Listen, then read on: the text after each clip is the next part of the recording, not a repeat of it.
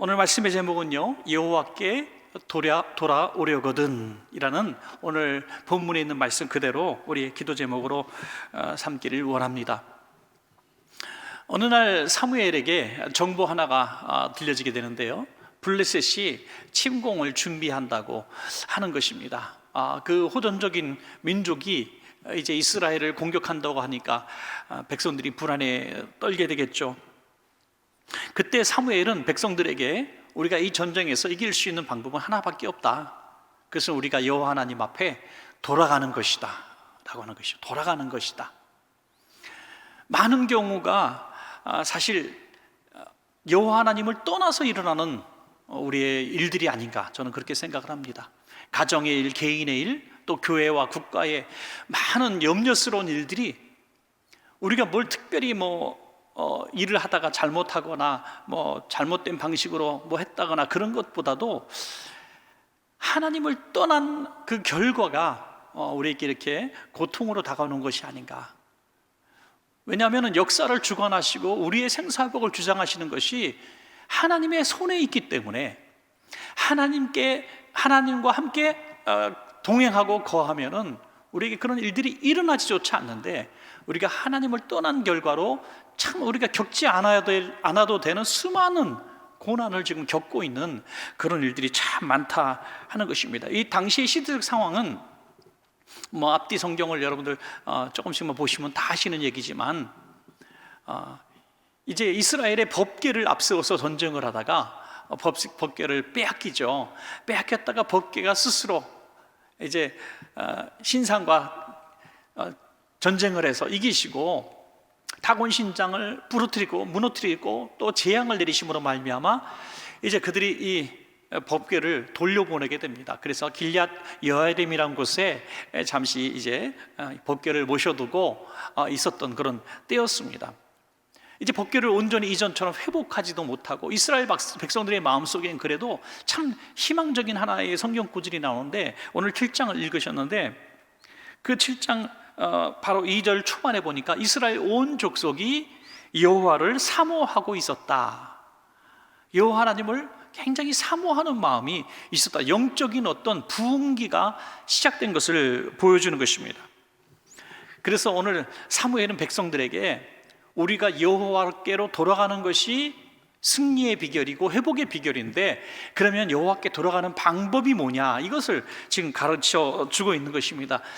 사랑하는 여러분, 오늘 저와 여러분이 사실 이런 영적인 부흥기, 회복기를 지금 사실 누리고 있는 것이 아닌가, 저는 그렇게 생각을 합니다. 코로나도 어렵고 여러 가지 정치적으로 국제적으로 또 산불까지 일어나고 또 오늘 선거까지 치르고 정말 어수선한 이때에 어떻게 보면 우리 흔들어서 하나님께서 잠자는 교회와 영혼들을 지금 깨우고 계시는 것이 아닌가 이렇게 생각합니다. 그래서 우리 영혼이 깨어나서 내가 하나님으로부터 얼마나 멀리 떨어져 있는가 하는 것을 한번 뒤돌아보는 시간이 되었으면 좋겠습니다. 어린아이가 엄마랑 아빠랑 같이 어디 길을 가다가 잠시 한눈을 판 사이에 길을 잊어버리는 경우가 있습니다. 그러면 아이는 본능상 그 길을 따라서 그냥 계속 가는 이런 본능이 있다고 해요. 뒤를 한 번만 돌아보면 자기가 엄마로부터 얼마나 떨어졌는지 아는데 뒤를 돌아보지 않는 거예요. 그냥 항상 하나님은 나와 함께 하실 거야. 여러분, 그것이 대단한 착각이 될 수도 있다는 거죠. 난 신앙생활 잘하고 있고 교회도 열심히 다니고 있고 또 직분도 잘 감당하고 있으니 지금 하나님 옆에 내가 바로 붙어 있는 것 같아 라는 생각을 할지도 모른다는 것입니다. 그러나 고개를 한번 뒤돌아보면 하나님이 보이지 않을 수도 있다는 것이죠. 그렇게 깨닫게 하시는 방법이 뭐냐? 바로 고난이라고 하는 것입니다. 고난을 통해서 내가 하나님으로부터 지금 얼마나 멀리 떨어져 있는가를 깨닫게 하시고 빨리 하나님께로 돌아가게 하시려는 것이 하나님의 은혜라고 하는 것입니다. 오늘 개인이나 가정이나 우리가 멀리 하나님으로부터 나도 모르는 사이 떨어져 있는 부분들이 깨달아지시거든 오늘 주님께로 돌아가셔서 회복되시고 이 문제를 다 극복하시고 승리하시는 여러분 되시기를 간절히 축복합니다. 자, 두 가지로 말씀을 드리겠습니다. 여호와 하나님께로 돌아가는 비결 두 가지인데요, 첫째는 죄 짓는 자리에서 떠나야 한다는 것입니다. 여러분, 항상 빛과 어둠은 반대되는 것입니다. 내가 빛에 거하고 있으면 어둠은 내 곁에 있을 수가 없고요, 내가 어두움 가운데 있으면 빛이 올 수가 없는 것입니다. 마찬가지로 내가 하나님으로부터 멀리 떨어졌다는 것을 내가 깨닫는 순간은 언제냐? 내가 죄 가운데 너무 깊이 들어와 있다는 것을 깨닫는 거죠. 죄에 무감각해지고 또 죄의 양심마저 화인 맞은 자처럼 죄라는 것을 깨닫지 못하는 거예요. 죄를 죄로 깨닫지 못하고 어둠을 어둠으로 깨닫지 못하는 그 순간이 내가 너무나 멀리 하나님으로부터 떨어진 바로 죄 짓는 땅에 거하고 있는 것을 아는 것이죠. 자, 사무엘상 7장 3절에서 사무엘이 이렇게 말씀합니다. 사무엘이 이스라엘 온 족속에게 말하여 이르되 만일 너희가 전심으로 여호와께 돌아오려거든 어떻게 하라고요? 이방 신들과 아스타로스를 너희 중에서 제거하고 너희 마음을 여호와께로 향하여 그만을 섬기라. 그리하면 너희를 블레셋 사람의 손에서 건져내시리라. 너희가 여호와 하나님께 돌아오려거든 뭘 청산하라는 거예요? 우상들을 청산하라는 거죠. 죄 짓는 땅에서 떠나라. 죄 짓는 자리에서 떠나라. 하나님께로 그냥 오고 싶다고 오는 게 아니라는 거예요. 내가 죄를 가진 채로는 여호와 하나님 앞에 갈 수가 없다는 것입니다. 내 죄를 청산하는 방법이 뭡니까? 우리는 죄를 청산할 수 있는 능력이 없어요. 하나님께로 가고 싶은데, 이 문제를 해결하기 위해서 하나님께로 가고 싶은데, 하나님께로 나아가는 데 있어서 큰 장벽이 하나 딱 가로막고 있다는 겁니다. 그게 뭡니까? 바로 성소와 지성소를 가로막고 있었던 휘장처럼 바로 죄라고 하는 담이 여호와 하나님 앞으로 나아가지 못하게 하고 있다는 것입니다. 오늘도 같이 영상으로 또 예배하시고 오늘 이 자리에서 예배하시는 우리 성도님들, 내가 지금 하나님 도움이 아니면 도무지 이 문제를 해결할 수가 없고 하나님께 나와서 막 부르짖고 싶은데 기도도 안 되고 하나님과 인격적인 그런 뜨거운 체험도 하고 싶은데 하나님 너무 멀리 계신 것 같고 신앙의 무기력과 영적 침체에 지금 빠지고 있다는 그런 생각을 하는 분들이 있습니까? 뭐 어떤 분은 이렇게 얘기해요. 야, 기도원 가서 금식하고 부르짖어. 할렐루야, 주님 주여 주여 100번만 외쳐. 그렇게 이야기할 수도 있습니다. 그러나 안 열리는 문을 발로 찬다고 열리는 게 아니라 열쇠로 돌려야 열리는 것이죠. 바로 그게 뭡니까? 죄악의 자리에서 떠나는 것입니다. 탕자가 집으로 돌아올 때에 내가 너무 잘못했습니다. 하나님, 내 아버지 너무 잘못했어요. 내가 아버지 집을 떠난 것이 너무 큰 죄입니다. 내가 이게 사는 꼴이 말이 아닙니다. 회개를 매일같이 365를 했다 할지라도 이 돼지 우리를 떠나지 않으면, 죄악의 땅을 떠나지 않으면 아버지 집으로 갈 수가 없는 것입니다. 어떤 분에게 전도하니까 그러더래요. 지금 내가 이거 하고 있는 장사가 조금 하나님 보실 때에 좀 이렇게 좀 악한 또 나쁜 영향력을 끼치는 그런 일이기 때문에 요거 장사해서 돈 좀 벌어놓고 교회 가겠습니다. 그렇게 이야기한다면 그분은 영영 주님 앞에 올 수가 없는 거죠. 딱 두 가지 방법밖에 없죠. 하나는 그게 망하든지 그분이 뭐 정말 회개해서 깨어져서 그걸 청산하든지 두 가지 방법밖에 없는 것입니다. 여기 바알과 아스타로스를 제하라고 했는데요, 이 바알과 아스타로스이 정말 하나님을 떠나지 못하게 발목을 잡고 있는 이 죄악의 땅, 죄악의 땅의 그 권세가 뭔지 잘 보여주고 있습니다. 이 바알은 풍년의 시거든요. 풍년, 재물과 또 잘 먹고 잘 사는 부귀영화를 말하고 있습니다. 그 아스타로스는 성적 쾌락을 말하고 있습니다. 그러니까 우리가 이 땅에서 주님으로부터 떠나고 주님께로 가지 못하게 하고 막 우리의 삶을 발목 잡고 있는 이 세상에 그런 죄악은 이 두 종류가 아닐까요? 재물과 우리의 즐거움, 쾌락, 이것들이 우리의 발목을 탁 잡고 있어서, 야, 지금 하나님 믿기는 좀 아쉽지 않니? 주님 앞에 딱 돌아가기 전에 한편 강도는 죽는 순간에 천국 갔으니 나 죽기 한 1년 전쯤에 예수님 믿어. 그때 지금까지 즐기고 놀자. 이렇게 이야기하는 권세가 바로 바알과 아스타롯이라고 하는 것이죠. 여러분, 오늘 이스라엘 백성이 하나님을 떠나서 지금 바알과 아스타롯을 섬기고 있었다 하는 것을 보여줘요. 앞에 읽으신 구절과 2절과 마찰이 일어나고 있잖아요. 충돌이. 그들이 전심으로 여호와를 사모하고 있음에도 불구하고 바알과 아스토롯을 떠나지 못하고 있었다는 거예요. 하나님을 섬기고 내가 은혜를 사모하고 오늘 영적 갈급함 때문에 지금 이렇게 코로나가 왕성하고 진짜 피곤한 이 저녁에도 내가 예배당에 와서 기도하고 싶어서 이 자리에 오신 여러분이에요. 얼마나 고맙고 감사한지 알 수 없어요. 대단한 분들입니다. 그럼에도 불구하고 하나님 앞으로 확 나가는 데 있어서 우리의 발목을 탁 잡고 있는 그 우상과 같은 무엇인가 있지 않는가 하는 것입니다. 우리가 몸이 와 있는 것처럼, 마음이 와 있는 것처럼 우리 삶에서도 청산해야 되는 이 죄의, 이런 죄 짓는 자리, 죄의 습관들, 이런 것들을, 돈과 쾌락과 이런 것들을 청산하지 않고는 하나님께로 온전하게 돌아갈 수가 없다는 것입니다. 마태복음 6장 24절에 재물에 대해서 말씀하고 있습니다. 한 사람이 두 주인을 섬기지 못할 것이니 혹 이를 미워하고 저를 사랑하거나 혹 이를 중히 여기고 저를 경히 여김이라. 너희가 하나님과 재물을 겸하여 섬기지 못하니라. 예, 그렇습니다.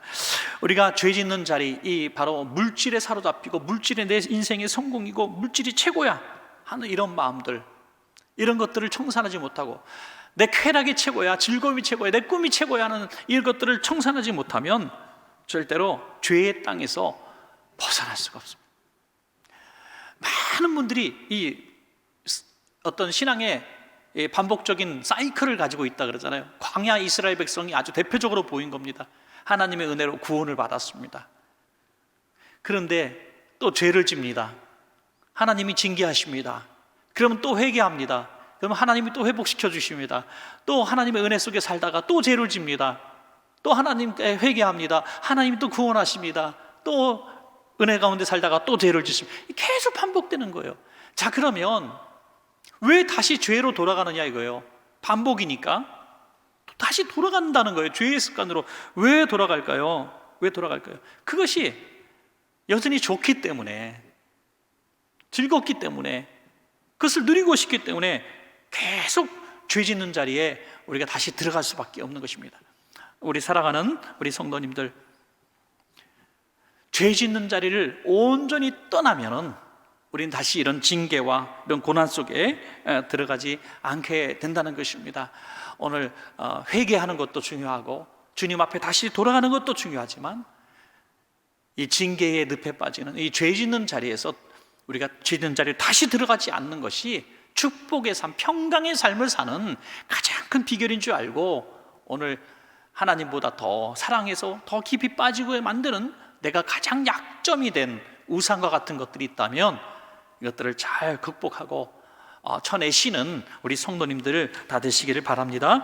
자, 두 번째로는 이제 죄악의 자리에서 떠나면은 이제는 하나님께로 돌아가야 된다는 거죠. 하나님께로 돌아가는 것 어디로 가입니까? 오늘 성경에서는 미스바 성회, 우리가 잘 아는 미스바 성회를 하고 있습니다. 북쪽으로 예루살렘 북쪽으로 한 13km 정도 된다 그래요. 조금 그렇게 멀지 않습니다. 그럼 조금 올라간 그 지역에 조금 높은 지역인데 이 지역에서 그 백성들이 비무장으로 모여서 큰 집회를 한다는 것은 어서 우리를 정복하라는 이런 모습이 아닐까요? 너무 약점을 보이는 거예요. 예루살렘 성이 제일 그래도 견고한 요새 아닙니까? 그곳에서 무기를 들고 방어를 해야 되는 거예요. 이 성은 요새같이 만들어져 있기 때문에 전쟁에서 가장 유리한 고지를 차지하려면 기존에 있는 성을 중심으로 우리가 전비를 하고 방어를 해야 되는 거거든요. 그런데 갑자기 느닷없이 그냥 비무장으로 산에 올라가서 대집회를 열자는 온 백성들을 초청해서 그냥 나 죽이라는 얘기거든요. 얼마나 위험한 얘기입니까? 그럼에도 불구하고 그들이 미스바 성에 온 백성이 모여서 생명 걸고 집회를 했다는 것입니다. 자, 그들의 집회는 어떤 모습이 있었는가? 성경에 세 가지로 나와 있는데요. 첫 번째는 회개 집회였다는 거예요. 회개. 가장 첫 번째는 회개입니다. 항상 지금도 하나님께 큰 은혜를 받고 주님 앞에 돌아가고 어떤 축복의 문에 들어가는 첫 번째 관문은요, 항상 회개였던 것 같아요. 우리 성도님들 다 기억하시죠? 코로나 때문에 2년 반 정말 우리가 그런 큰 집회들을 하지 못했는데, 수양관 집회를 하든 여름에 산상 집회를 하든 청소년 집회를 하든 신년 집회를 하든 항상 첫날 첫 집회에서는 어떤 강사든지 항상 회개를 얘기합니다. 거의 공통적이에요. 이거는 그런 생각을 하지 않고 갔어도 성령님이 첫날 첫 집회에는 회개하게 하십니다. 회개하게. 왜? 회개 없는 축복은 없기 때문인 줄로 믿으시기 바랍니다. 회개 없는 축복은 없어요. 회개 없는 변화, 회개 없는 은혜가 없습니다. 사무엘상 7장 6절에 그들이 미스바에 모여 물을 길어 여호와 앞에 붓고 그날 종일 금식하고 거기에서 이르되 우리가 여호와께 범죄하였나이다. 우리가 여호와께 범죄하였나이다라고 그들이 통성으로 기도하고 있는 것입니다. 여러분, 범죄했던 가장 큰 범죄가 무엇일까? 역시 하나님을 떠난 거죠. 하나님을 떠났기 때문에 그들은 범죄했고, 그 범죄했음에도 불구하고 하나님께로 돌아가지 못했던 그들이 스스로 회개하고 있는 그런 모습인 것입니다. 사랑하는 여러분, 오늘도 회개는 다른 게 아닌 것 같아요. 오늘 회개는요, 내가 하나님으로부터 얼마나 많이 떨어져 있는가를 빨리 발견하고, 제가 하나님으로부터 너무 많이 떨어져 있습니다. 영적 생활에서 너무 많이 떨어져 있습니다. 너무나 하나님 앞에 내가 이렇게 신실한 주님과 동행했던 삶에서 너무 떨어져 있습니다. 하나님, 내가 다시 영적인 생활, 옛날에 그렇게 은혜로운 생활했던 그날들을 내가 다시 추억합니다. 내가 주님 앞에 다시 돌아가기를 원합니다. 하는 사모하는 심령이 바로 회개라고 하는 것입니다. 또 하나는, 두 번째는 부르짖는 기도를 했습니다. 여기 분명히 부르짖어 기도했다. 부르짖어 기도했다. 이런 부르짖는 기도, 주여 삼창하는 이런 문제가 요즘에는 하도 인터넷이나 이런 거 잘 돼 있어서 이런 데 대해서 많은 사람들이 얘기를 하고 갑론을박이 벌어지고 합니다. 방언의 문제라든지 금식 기도라든지 백일 기도라든지 부흥회 이런 것들에 대해서 뭘 좀 안다고 그냥 이렇게 부정적으로 쏟아내는 많은 사람이 있어요. 물론 그렇습니다. 부르짖어 기도하지 않고 좀 조용하게 기도해야 되는 그런 순간도 있고요. 주일 낮 예배 때 이렇게 기도 잠깐 시켰는데 혼자 두 손 들고 일어나서 방어 랄랄랄랄라 해버리면 전체가 불안하겠죠. 그럴 수는 있어요. 그러나 부르짖는 기도 해야 될 때는 부르짖는 기도를 할 수밖에 없습니다. 제가 우스갯소리로 얘기하잖아요. 갑자기 물에 빠졌는데 지나가는 사람한테 거기 지나가시는 시간 있으면 저 좀 도와줄 수 있으면 도와주세요. 그냥 지나가니까 다음 사람 올 때까지 기다릴게요. 이런 사람이 있냐 이거죠. 그냥 사람 살려. 누구든지 날 좀 도와주세요 할 거 아니겠습니까? 부르짖는 기도라는 것은 그렇게 하나님 앞에 절박한 내 심령, 하나님이 아니면 나는 일어날 수가 없다, 하나님 아니면 나는 소망이 없다라는 그런 마음을 갖고 있는 사람이 할 수 있는 것이 부르짖는 기도인 줄로 믿으시기 바랍니다. 하라고 하는 게 아니라 하지 말라고 하지 않는 게 아니라는 거예요. 이건.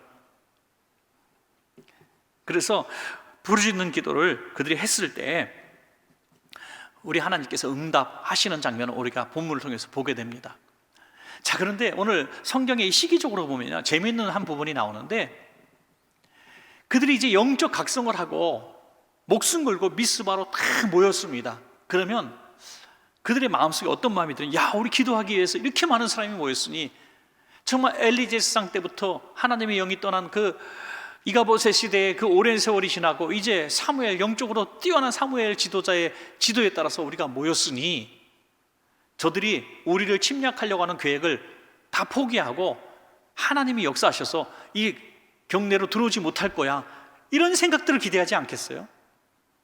어떤 큰 우리 사업의 문제, 나라의 문제를 놓고 우리가 작정하고 기도회를 한다고 합시다. 우리가 기도했으니까 됐다, 안심이 됩니다.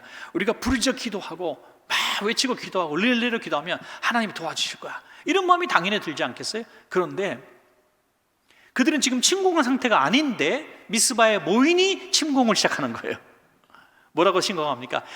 저 백성들이 어리석게도 한 자리에 다 모여 있구나, 비무장으로. 이때다 가서 민간인이고 뭐고 다 가서 싹 학살해버리자, 이런 아주 나쁜 마음을 품게 된 거죠. 악한 사람들은 항상 그렇습니다. 그냥 이 비무장하고 기도회하고 있는 그곳에 덮쳐가지고 다 죽이겠다는 거예요. 그러면 백성들이 원망하고 흩어질고 그래야 정상 아닙니까? 그런데 그렇지 않다고 하는 거예요. 그들이 오히려 더 부르짖어 기도했습니다. 사무엘상 7장 8절에 보니까 사무엘에게 이런 부탁을 합니다. 이스라엘 자손이 사무엘에게 이르되 당신은 우리를 위하여 우리 하나님 여호와께 쉬지 말고 부르짖어 우리를 블레셋 사람들의 손에서 구원하시게 하소서. 하나님께 좀 기도해서 우리 힘으로 좀 부족하니까 당신 능력 많으신 하나님의 사람 아닙니까? 당신이 좀 기도해 주셔서 우리 좀 도와달라고 하십시오. 이런 기도의 태도는 모세에게서도 많이 볼 수 있죠. 백성들이 모세를 떠나고 대역할 때는 아주 수도 없이 그러다가 징계만 났다 하면은 모세에게 달려가서 하나님께 좀 우리 살려달라고 좀 부탁 좀 해주세요, 이렇게 부탁했다는 거죠. 그러나 이 사무엘의 이런 기도를 듣고 백성들의 부르짖는 기도를 듣고 하나님께서 개입하셔서 그 부르짖는 기도에 응답하셨다는 것입니다. 여러분, 저는 부르짖는 기도에 대해서 뭐 100% 강조를 하는 건 아닙니다. 똑같은 기도 제목, 절박한 기도 제목이 있을 때 한번 우리가 상상해 보는 거예요.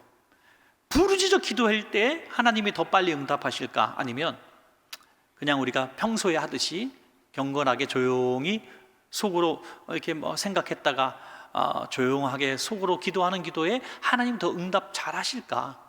한번 우리 인격적인 하나님 앞에서 한번 두 가지 중에 하나를 한번 생각해 보세요. 그럼 물어보나 마나 아니에요? 우리의 자녀다, 어린 자녀라고 할지라도 뭐 지나가다가 뭐 장난감이나 아이스크림 하나 사달라 그럴 때 너무 먹고 싶다고 사달라고 어머니 저 5살이나 된 제가 그런 거 부탁하기 너무 죄송한데 저 아이스크림 하나 사주시면 안 돼요? 뭐 이렇게 얘기했을 때 야, 5살이나 된 애가 뭘 아이스크림을 먹으려고 그러냐, 네가 벌어서 먹어라, 뭐 이렇게 논쟁을 한다고 합시다. 이게 말이 돼요? 그런데 5살 아이의 정상의 모습은 뭐냐면 사주세요 사주세요 사주세요 하다가 안 하면 그 가게에서 댕굴댕굴 뒹구는 거예요. 그러면 내가 죽지 네가 죽냐 뭐 그런 게 아니잖아요. 자식이 바닥에서 뒹굴면 절박함 때문에 부모는 들어줄 수밖에 없는 거예요. 이빨이 썩든 말든 어쩔 수 없는 거예요. 여러분, 우리가 하나님 앞에 부르짖어 기도하면 주님이 성경에 보면 들으신다는 게 뭐냐면 신음소리를 들으셨다네. 신음소리. 그러므로 부르짖는 기도에는 분명히 응답의 능력이 있는 줄로 믿습니다. 여러분, 역대하 7장 14절에 보니까 내 이름으로 일컫는 내 백성이 그들의 악한 길에서 떠나 스스로 낮추고 기도하여, 아까 조금 전에 뭐라 그랬어요? 회개함으로 악한 길에서 떠난 자들이 기도하여 내 얼굴을 찾으면, 다시 말해서 하나님께로 돌아오면 내가 하늘에서 듣고 그들의 죄를 사하고 그들의 땅을, 그들의 삶을 고치리라. 할렐루야. 너무나 순서가 정확하지 않습니까? 죄악의 길에서 떠나서 하나님을 찾고 하나님께로 다가가는 그런 회개의 기도를 하게 될 때, 부르짖는 기도를 할 때 죄 사함과 함께 부르짖는 기도에 응답하시겠다. 항상 순서가 있는 거죠.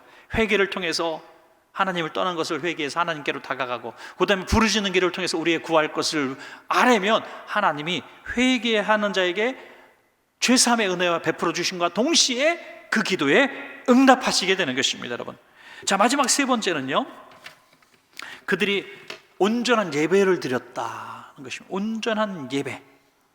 사무엘상 7장 9절에서 10절인데요 우리 같이 한번 읽어볼까요? 사무엘상 7장 9절에서 10절 시작.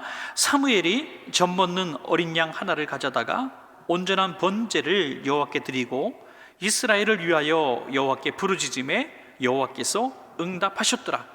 사무엘이 번제를 드릴 때에 블레셋 사람이 이스라엘과 싸우려고 가까이 오매 그날에 여호와께서 블레셋 사람에게 큰 우레를 발하여 그들을 어지럽게 하시니 그들이 이스라엘 앞에 패한지라. 아멘. 번제 제물을, 온전한 번제 제물을 하나님 앞에 드렸다. 여러분, 온전하다는 단어에 대해서 좀 생각한 적이 있었는데요, 하나님께서 나는 온전하니 너희도 온전하라. 여러분, 온전이라는 것이 우리가 할 수 있는 수준의 것은 아니잖아요. 우리가 어떻게 완전하다, 온전하다 하는 사람이 될 수가 있겠습니까? 우리는 성화되어가는 어떤 과정 속에 있는 사람일 수 있지만은 온전할 수 없습니다. 그런데 온전한 사람이 될 수 없고 온전한 성도는 될 수 없는데 온전하게 될 수 있는 게 하나 있다는 거예요. 바로 온전한 제사라는 거죠. 제사. 온전한 제사. 그러면 우리가 온전한 예배를 드릴 수 있는 방법이 있다는 거예요. 이게 어떻게 가능한 얘기입니까? 있다는 거예요. 온전한 예배가 있다는 거예요. 온전한 예배가 뭐냐? 번제라는 거예요. 번제. 번제는 왜 온전한 예배가 되냐면 자기가 죽고 태워져서 잿덩이가 되기 때문에 온전한 제사가 된다는 거예요. 여러분, 하나님이 받으시는 온전한 제사는, 온전한 예배는 나는 죽고 하나님만 사는 예배인 줄로 믿으시기 바랍니다. 여러분, 이게 온전한 예배라는 거예요. 우리 오늘 하나님께 예배하러 왔습니다. 예배학의 정의 이런 걸 떠나서 우리 하나님께 예배하러 왔습니다 하고 오늘도 예배하고 주일도 예배하고 고용 예배도 드리고 예배를 많이 드립니다.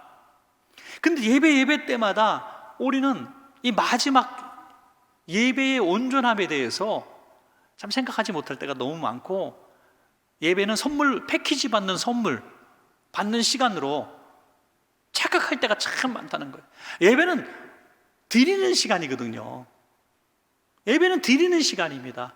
우리의 마음과 우리의 어떤 가진 것들과 우리의 어떤 계획과 미래를 주님 앞에 올려드리는 거예요. 복잡하게 얘기할 게 아니라 나를 제물로 드리는 게 예배.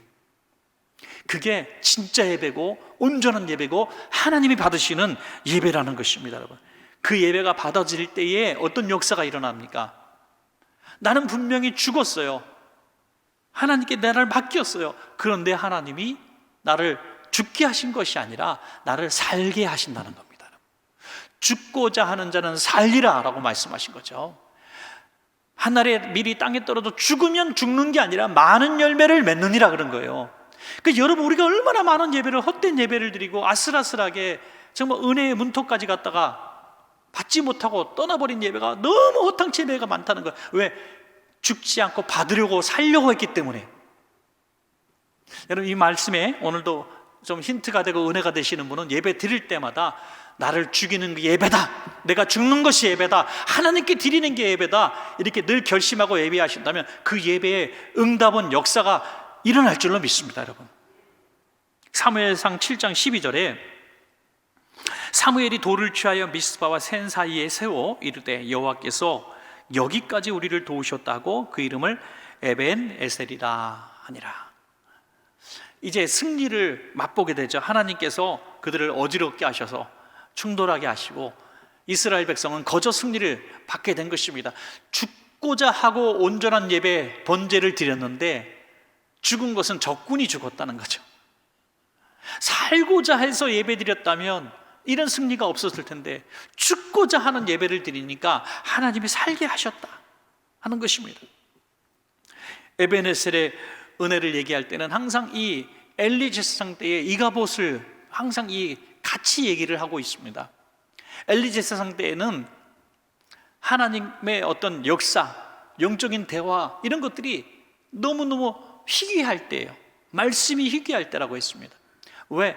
하나님으로부터 너무 멀리 떨어져 있으니까. 하나님으로부터 너무 멀리 떨어져 있으니까 엘리 제사장이 하나님의 음성을 듣지 못해요. 영적으로 아주 꽉 막힌 상태. 그럼에도 불구하고 회개가 없었습니다. 홈리와 비나스의 죄악을 비롯해서 이스라엘의 범죄를 놓고 회개했다면 하나님의 영이 임재했을 텐데 하나님을 떠났을 때, 그래서 엘리가 죽고 두 아들이 죽고 전쟁에서 지고 블레셋에게 이 언약궤를 빼앗겼을 때 이가봇이라 해서 이가봇 시대, 엘리 제사장 시대는 이가봇의 시대. 이가봇의 시대는 하나님의 영광이 떠났다라는 뜻이거든요. 하나님의 영광이 떠났다. 하나님이 그들에게서 떠나버리셨다는 거예요, 멀리. 오늘 제가 함께 여러분과 나누면서 은혜를 나눈 거 바로 회개하고 부르짖어 기도하고 우리의 몸을, 우리의 삶을 번제로 드리는 온전한 예배가 없었던 그 시대의 결론은 뭐냐면 하나님의 성령님이 우리를 떠나신다는 거죠. 우리가 죄 짓는 자리에 여전히 있기 때문에 하나님이 우리와 함께 하실 수가 없었다는 것입니다. 그런데 사무엘 시대에 어릴 때부터 하나님과 영적인 소통이 있었고 전쟁의 위기에서 먼저 하나님 앞에 회개하고 부르짖어 기도하는 이 영적 대각성 운동을 주도한 사무엘 시대에는 바로 에베네셀의 영광이 있었다. 에베네셀이 뭡니까? 하나님이 이곳에 계셔서 우리와 함께 하셔서 우리를 여기까지 도우셨다는 거죠. 그럼 우리 인생의 최악의 상황은 하나님으로부터 멀어지는 것이고, 우리가 최고의 순간은 하나님과 가장 가까이 있는 순간인 줄로 믿습니다, 여러분. 그래서 이 성경은 이렇게 말씀하고 있습니다. 사무엘이 사는 날 동안에 하나님이 주신 복들을 얘기하고 있어요. 왜 사무엘이 사는 날이 이렇게 중요했을까요? 사무엘이 항상 이스라엘 백성을 하나님 곁에 있게 만들었기 때문에. 사무엘 한 사람의 얘기라고 단정져서는 안 된다는 거죠.